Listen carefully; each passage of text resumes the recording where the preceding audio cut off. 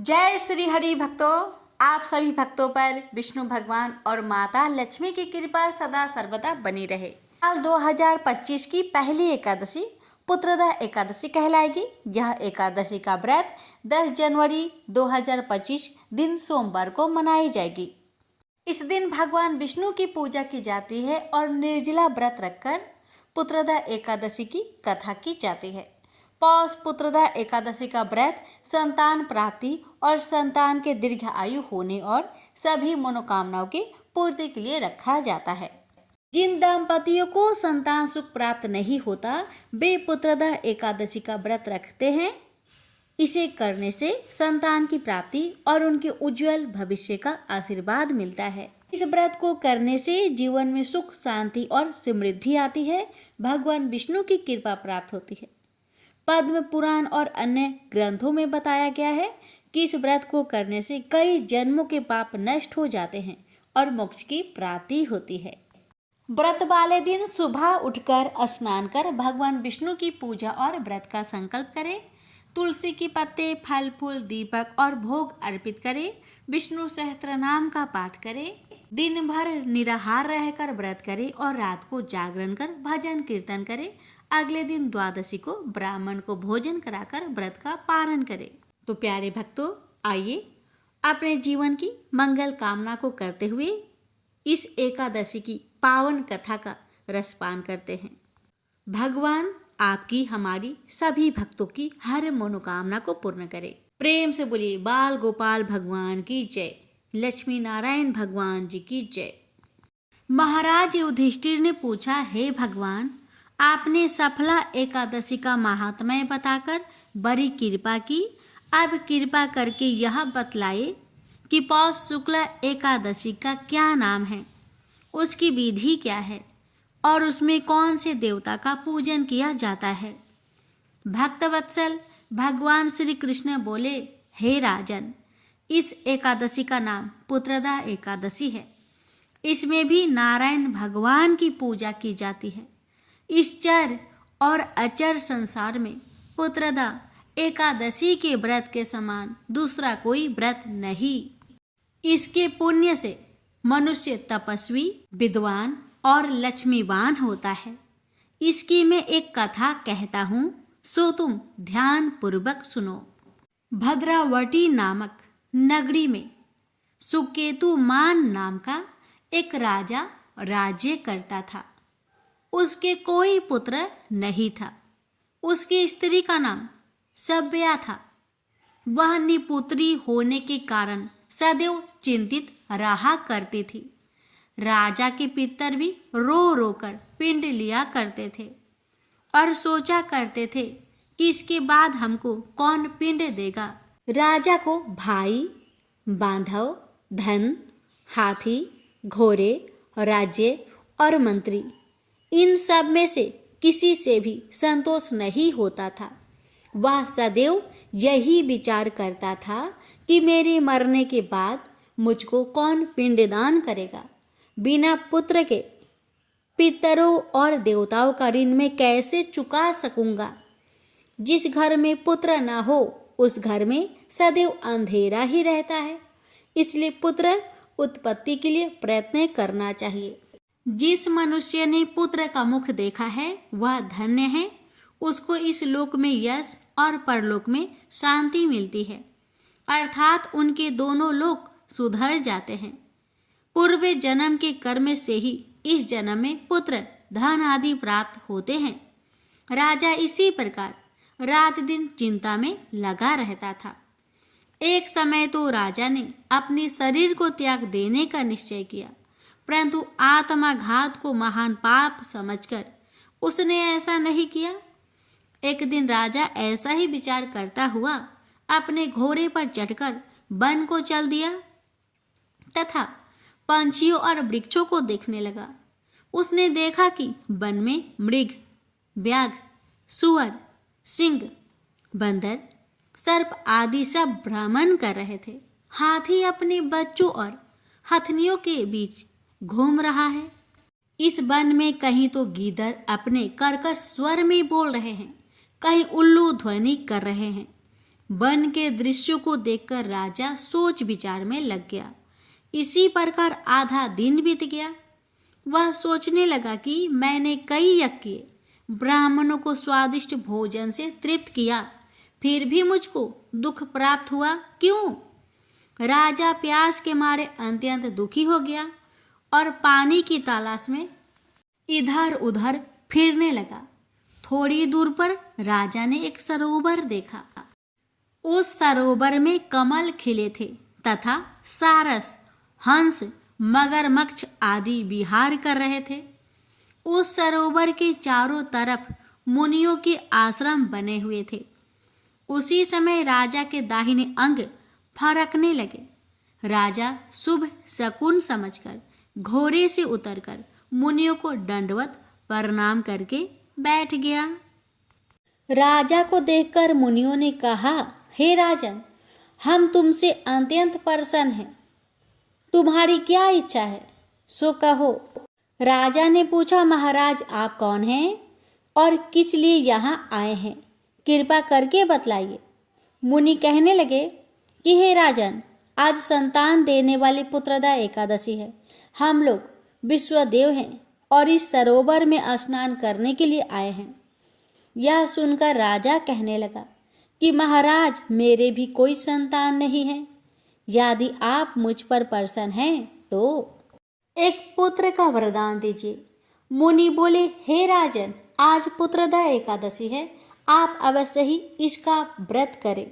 भगवान की कृपा से अवश्य ही आपके घर में पुत्र होगा। मुनि के वचनों को सुनकर राजा ने उसी दिन एकादशी का व्रत किया और द्वादशी को उसका पारण किया। इसके पश्चात मुनियों को प्रणाम करके महल में वापस आ गया। कुछ समय बीतने के बाद रानी ने गर्भ धारण किया और 9 महीने के पश्चात उनके एक पुत्र हुआ। वह राजकुमार अत्यंत शूरवीर, यशस्वी और प्रजापालक हुआ। श्री कृष्ण बोले, हे राजन, पुत्र की प्राप्ति के लिए पुत्रदा एकादशी का व्रत करना चाहिए। जो मनुष्य इस महात्म्य को पढ़ता या सुनता है उसे अंत में स्वर्ग की प्राप्ति होती है। प्रेम से बोलिए जय श्री हरि। एकादशी माता की कथा प्राचीन समय की बात है। सतयुग में मुर नामक दानव रहता था। वह बड़ा ही अद्भुत, अत्यंत रौद्र तथा संपूर्ण देवताओं के लिए भयंकर था। उस काल रूपधारी दुरात्मा महासुर ने इंद्र को भी जीत लिया था। संपूर्ण देवता उससे परास्त होकर स्वर्ग से निकाले जा चुके थे और शंकित तथा भयभीत होकर पृथ्वी पर विचरा करते थे। एक दिन सब देवता महादेव जी के पास गए। वहां इंद्र ने भगवान शिव के आगे सारा हाल कह सुनाया। इंद्र बोले, महेश्वर, ये देवता स्वर्ग लोक से निकाले जाने के बाद पृथ्वी पर विचर रहे हैं। मनुष्यों के बीच रहना इन्हें शोभा नहीं देता। देव, कोई उपाय बतलाइए। देवता किसका सहारा ले? महादेव जी ने कहा, देवराज, जहाँ सबको शरण देने वाले, सबकी रक्षा में तत्पर रहने वाले जगत के स्वामी भगवान गरुड़ ध्वज विराजमान हैं, वहाँ जाओ। वे तुम लोगों की रक्षा करेंगे। महादेव जी की यह बात सुनकर परम बुद्धिमान देवराज इंद्र संपूर्ण देवताओं के साथ क्षीर सागर में गए, जहाँ भगवान गदाधर सो रहे थे। इंद्र ने हाथ जोड़कर उनकी स्तुति की। इंद्र बोले, देवेश्वर, आपको नमस्कार है। आप ही पति, आप ही मति, आप ही कर्ता और आप ही कारण हैं। आप ही सब लोगों के माता और आप ही इस जगत के पिता हैं। देवता और दानव दोनों ही आपकी वंदना करते हैं। पुंडरीकाक्ष, आप दैत्यों के शत्रु हैं। मधुसूदन, हम लोगों की रक्षा कीजिए।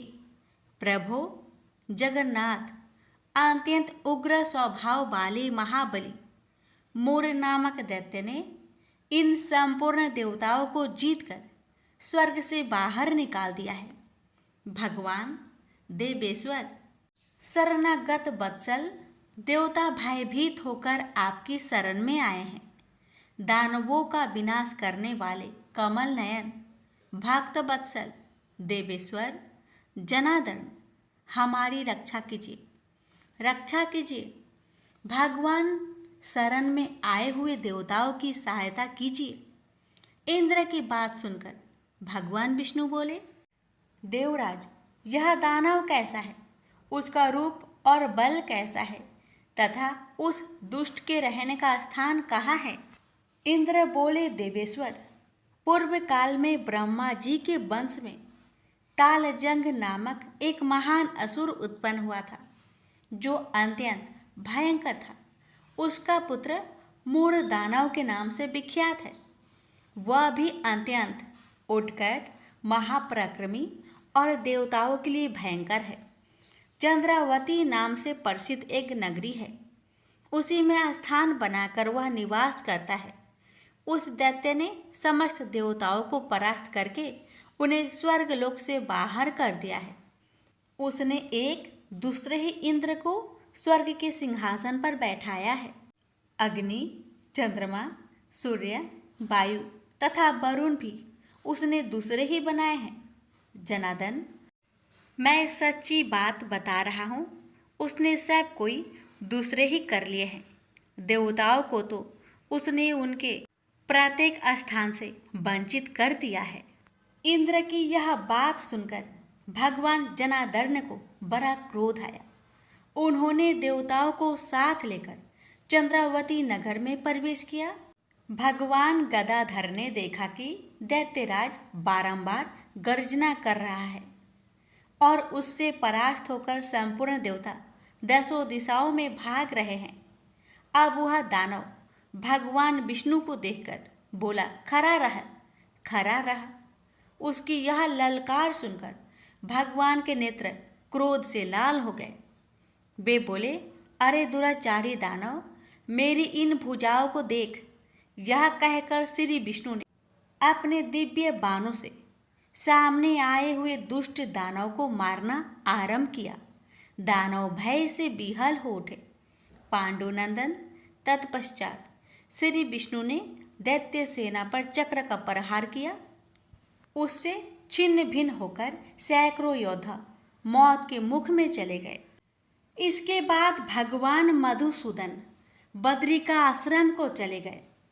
वहाँ सिंहावती नाम की गुफा थी, जो 12 योजन लंबी थी। उस गुफा में एक ही दरवाजा था। भगवान विष्णु उसी में सो गए।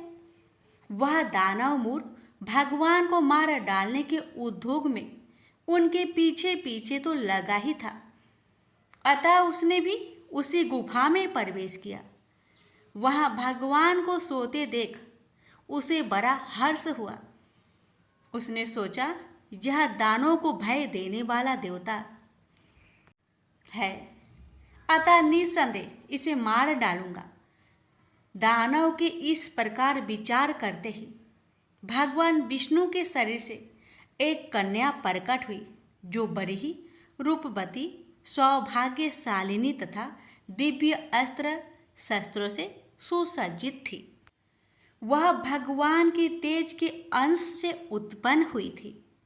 उसका बल और पराक्रम महान था। दानवराज मूर ने उस कन्या को देखा।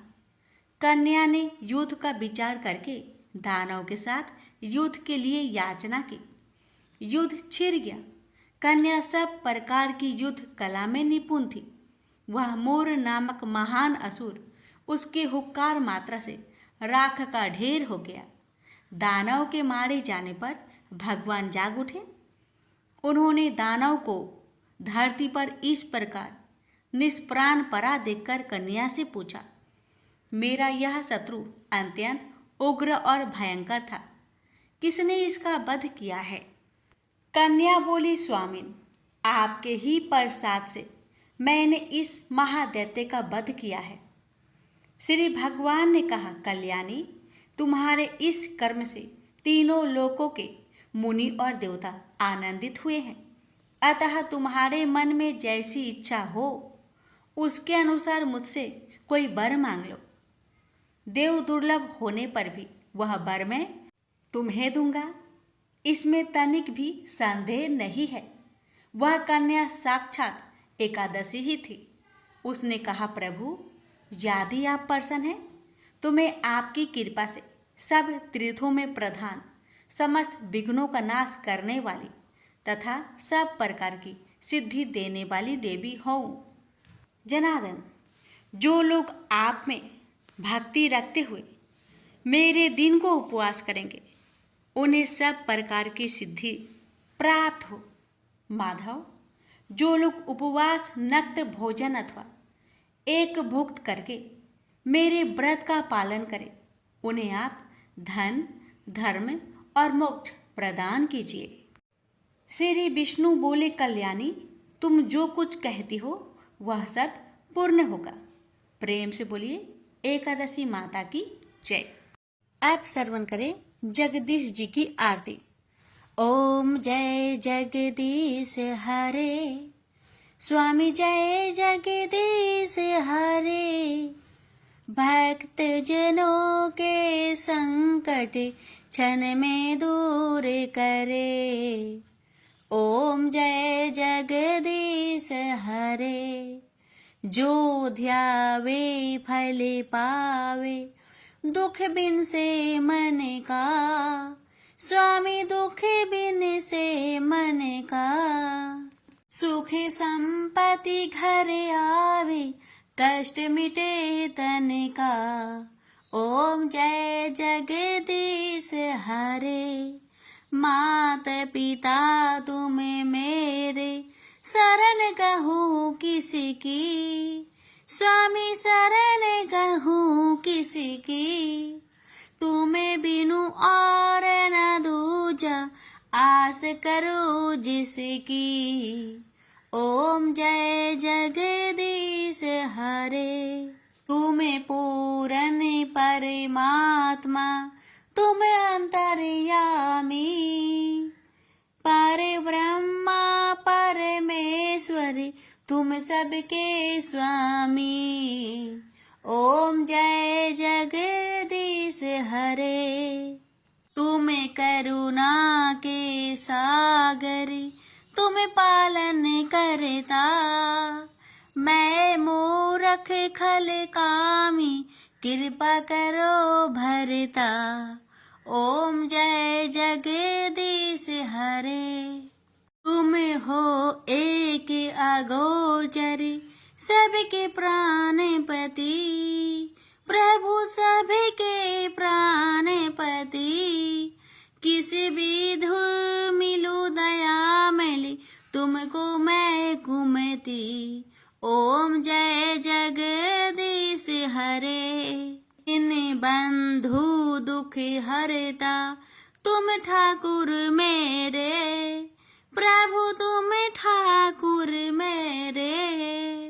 अपने हाथ उठाओ द्वार पर तेरे।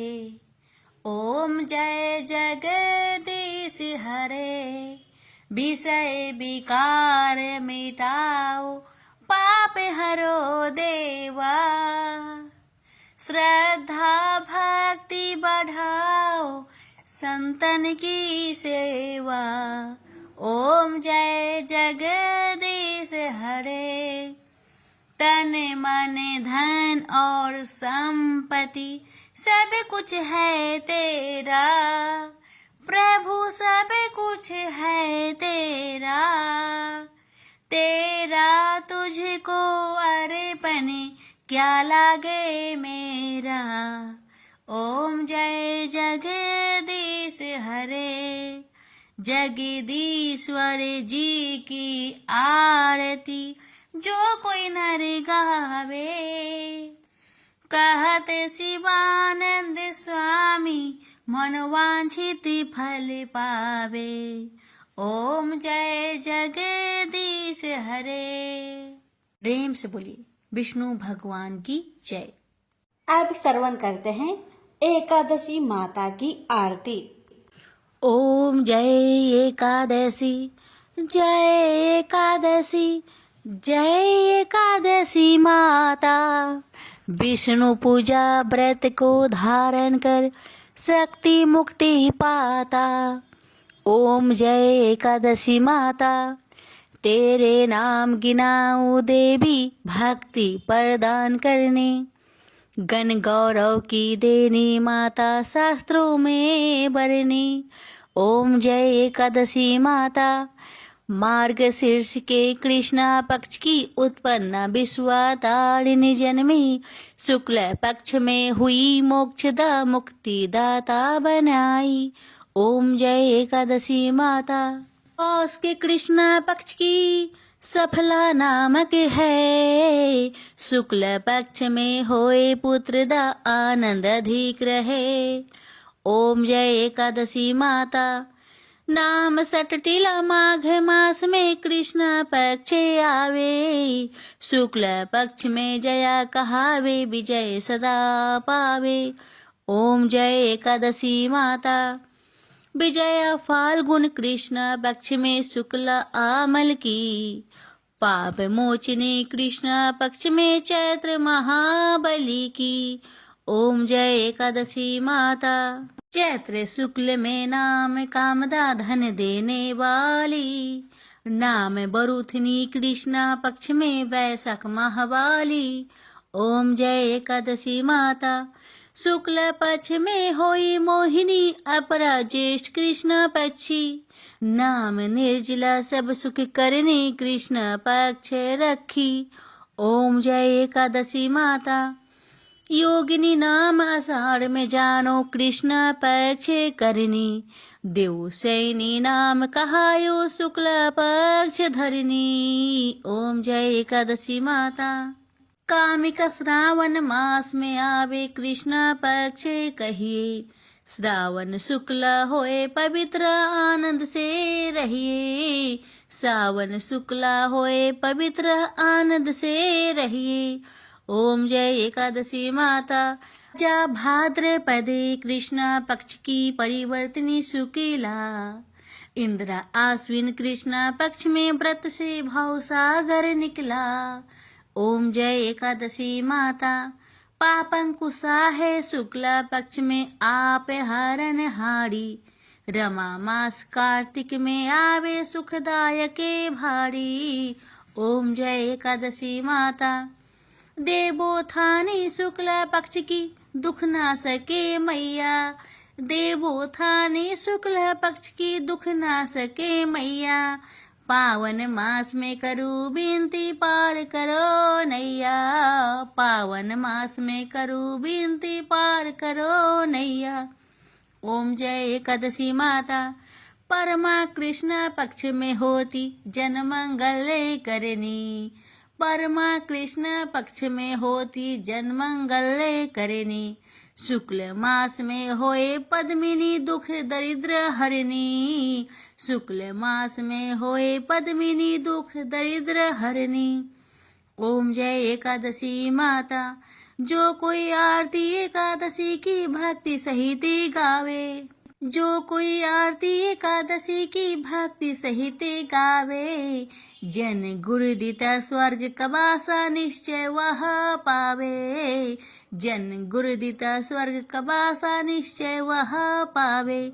ओम जय एकादशी माता, जय एकादशी माता, प्रेम से बोलिए एकादशी माता की जय।